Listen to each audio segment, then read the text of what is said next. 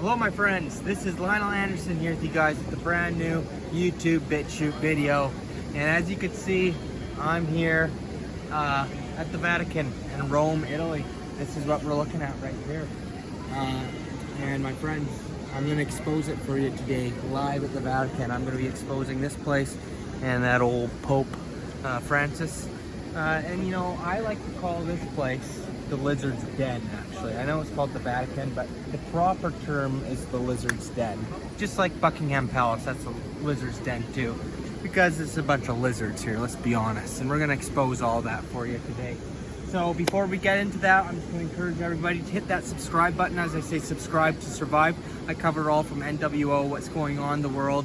And you know, I'm on location here at the Vatican today. Next week I'll be in Egypt, so make sure you subscribe so you don't miss out on these great videos exposing the occult type stuff. And join me on Patreon for more exclusive content you don't get anywhere else. The link is in the description. Let's get this video started. So yeah, my friends, it's quite an amazing sight to see, I must say. Being here in person, witnessing this for yourself, it is a cool sight to see. I was gonna say beautiful. I wouldn't say it's beautiful, it's pretty evil. I feel a lot of dark energy, a lot of dark vibrations, a lot of lizard-like vibrations here, my friends. But it is cool, it is a sight to see.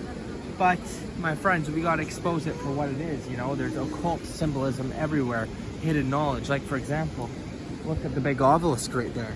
What's that all about? Well, I'll tell you what that's about. The obelisk itself symbolizes the male genitalia down there. It does.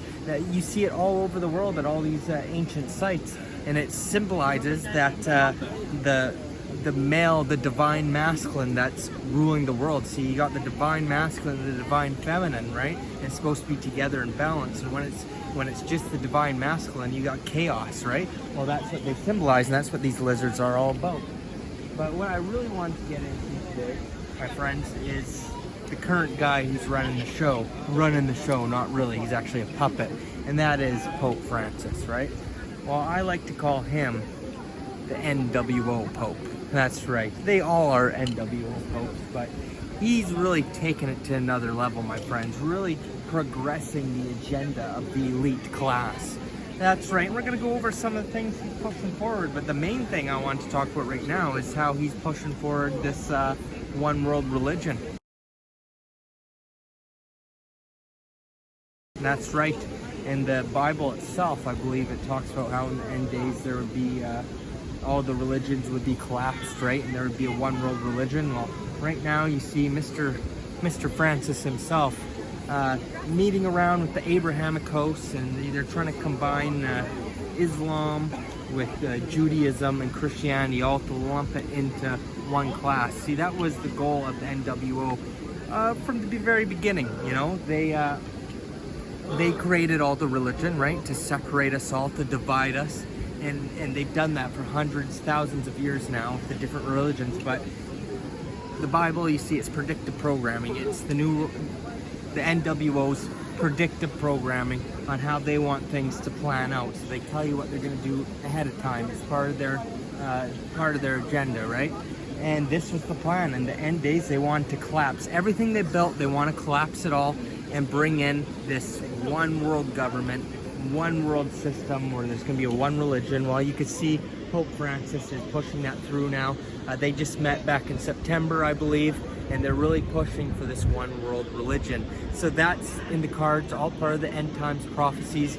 A lot of people would go as far to saying that the Pope himself is the Antichrist, right? I'm not going to say that, but it's something that a lot of people believe, and it is a possibility because, you know, Roman Catholic and all that, it is false ideologies, right? And it is part of the Antichrist system, right? It teaches you everything that Christ is actually for, they're against, right?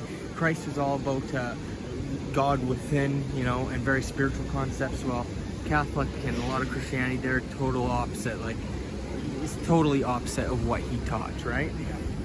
And then, but back to the Pope. He's pushing the climate change agenda, of course, right?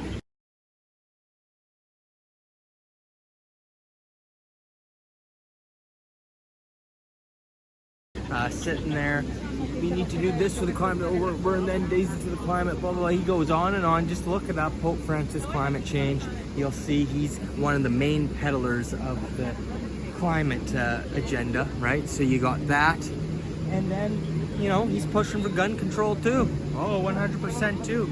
After all these things that have been happening in the States, you know, he comes out after each one of these events where people get hurt and whatnot. I gotta be careful what I say because of the algorithms here. But after each time that happens, he comes out, US needs gun control, blah, blah, blah.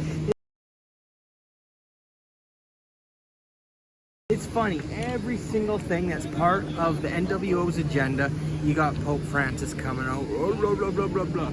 So it's clear that he is the NWO Pope, my friends. Everything that is part of the agenda he supports, whether it's Black Lives Matter, this or that.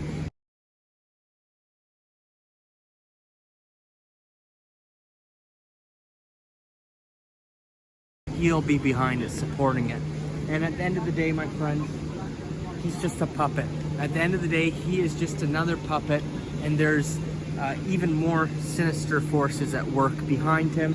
You got the gray pope, you got the black pope, right? So there's the white pope, gray pope, and the black pope. I forget what the black pope's name is, Nicole something. But the gray pope is Pepe Orsini, okay? And Pepe Orsini, some say, is the most powerful man in the world. You know, some people think, oh, it's the Rothschilds are the most powerful bloodline. No, the Rothschilds are puppets themselves. You got the real 13 bloodlines of the Illuminati who are above the Rothschilds, the Rockefellers, and the guy at the top of all that is Pepe Orsini, and he is the Grey Pope. And let's just put it this way, Pope Francis is nothing compared to Pepe Orsini. So a little tidbit, you want to do some research, check out Pepe Orsini and DuckDuckGo or whatever. So there's that, and you know, end of the day, we can't forget about all the abuse that's been taking place over the years towards the minors, right? And like I said, I gotta be careful of what I say here, but there's been so much abuse, not only physical, but also in, you know what I mean, you know, men doing gross things to children, you know. There's been a lot of that happening, especially within this Roman Catholic Vatican organization, thousands of priests, you know. It's a very disgusting thing. And of course, you know, Pope Francis has been caught covering a lot of that stuff up, you know. And it's funny because he's trying to go around and make reconciliations and stuff. Like, for example, in Canada, where I'm from, you know, it came out what happened in British Columbia and throughout parts of Canada to the poor indigenous native community, what happened to the children there. It's all come out, and it's an atrocity what happened. Children being abused, killed, all that horrible stuff that happened to them. And Pope Francis actually came to Canada this year. Came to my city of Edmonton, and he came to apologize to the indigenous people. But it's funny, well, it's not funny, there's nothing funny about it, but did he once bring up the horrible, horrible, disgusting things that these people did to the children? He brought up the violent abuse accusations, but he never once said anything about the gross things that they were doing to them, right? So they're not sorry. They don't even want to, they want to act like that didn't even happen. So they're still denying that even happened, which we know that happened. So it's all a front and it's all BS. We know it's BS. And at the end of the day, you know, he answers to the higher ups. You know, I'll show you right now pictures of him with the Rothschilds, you know, sitting there kissing all the Rothschilds' hands. People who know the hands he kisses will know he's truly evil.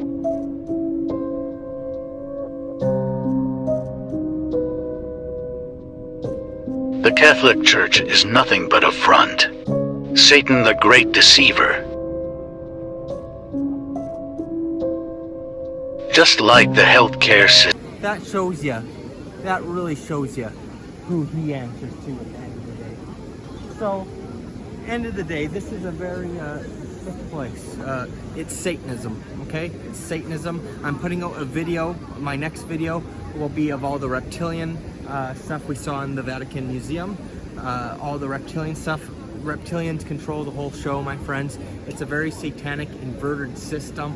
And not to mention the history of the Roman Catholic Church and the history behind the whole situation. It's covered in violence and murder, my friends. You know, a lot of Christians, they think, oh, Christianity was spread because good Christians going around preaching the gospel to the world and all that. No, that's not how Christianity was spread, my friends. It was spread through the Roman Catholic Church, through murder, violence, and genocide. That's how it was. Look up the papal inquisitions, okay? I think over the course of history, over 80 million people slaughtered. They would just go around to places and say, you either accept this as your new ideology or we'll kill you, yeah? That's what happened. And they went, if you didn't accept Christianity or whatever, or Catholic, whatever, as your religion, you'd be murdered, and in horrible ways too, okay, my friends? They would torture you, okay? That's how you got your Christianity today, okay? It's not because of good Christians going around spreading the gospel, spreading the truth. No, it's come and say, this is your religion or else we're going to torture you to death, okay? The papal inquisitions. Look it up. Do some research on history, yeah? Hundreds or millions and millions of people murdered. How about all the wars that have been started over religion, Christianity, Islam, all that stuff? Hundreds of millions of people dead, okay? Religion is sick at the end of the day, and a lot of it stems back to here, and it all stems in lies at the end of the day. The original Bible itself, my friends, it's been edited so many times, mainly by this organization here at the Roman Catholic Church. Stuff taken out of it, stuff put into it. What you read today is nowhere near the original, and the original actually comes from stories from the Sumerians, Babylonian, ancient Egyptian, whether it be the Illuminati with the Epic of Gilgamesh, right?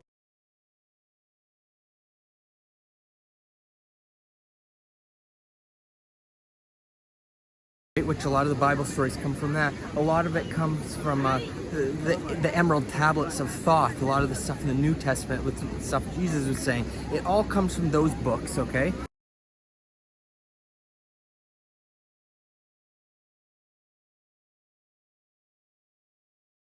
So that was what the original Bible was. It was all these stories put together. I think Constantine, who was a pope, had something to do with that, and other figures, the Council of Nicaea, all that. They chose what stories that they would put in and they'd put out of the Bible, right? And they added stuff in, removed it. Like, for example, in the original Bible, Jesus never died on the cross. I talked about that in my last video. I think it was said that Judas actually died instead of him. He ascended to heaven. But there's other accounts where Jesus just kept living. There's accounts that Jesus had a wife. There's lots of historic records that have come up. And like I said in the last video, the reason why they have the story of him dying on the cross and everything is because it matches with all the other pagan stories, whether that's Isis, Ishtar, Tammuz, Nimrod, all that, right? Horus, Osiris.